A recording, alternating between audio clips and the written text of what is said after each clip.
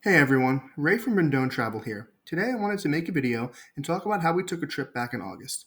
This trip was for a wedding in Portugal with a pit stop before in Barcelona. Now this trip should have cost us $5,400, but the kicker is we actually made money on this trip. Let me walk you through what happened.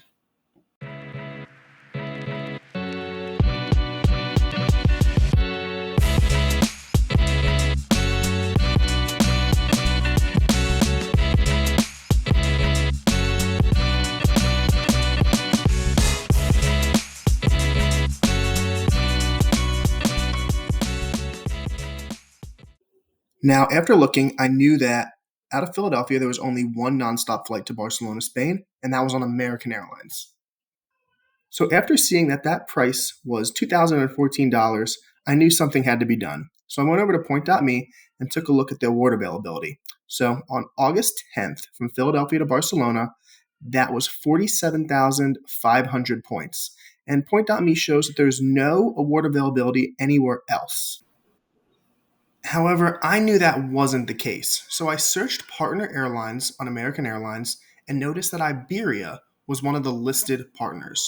So I went ahead and went over to Iberia and checked their point availability and noticed that theirs was a lot cheaper.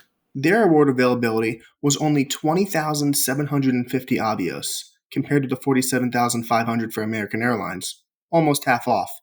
So, with full transparency, we paid cash for the next flight from Barcelona over to Portugal. And coming home from Lisbon to Philadelphia, we went ahead and actually looked to pay cash, but noticed that the cash price was absolutely outrageous, coming in at just over $2,200 for two people, one way.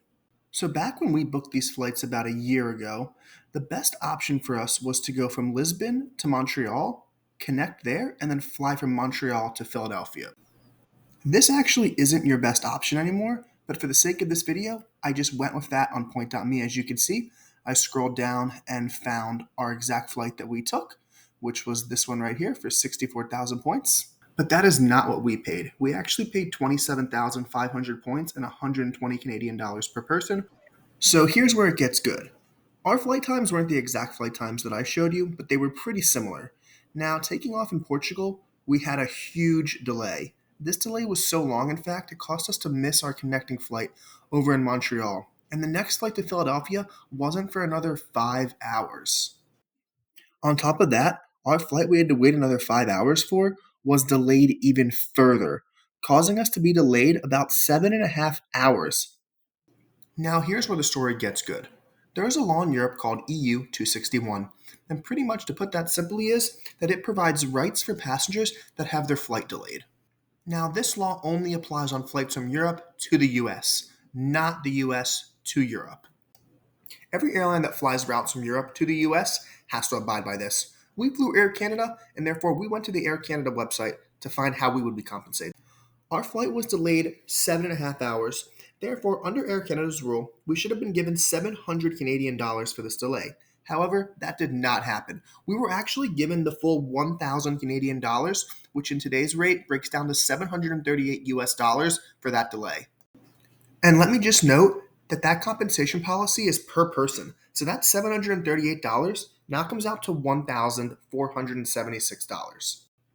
Now back in Philadelphia, let's talk some numbers.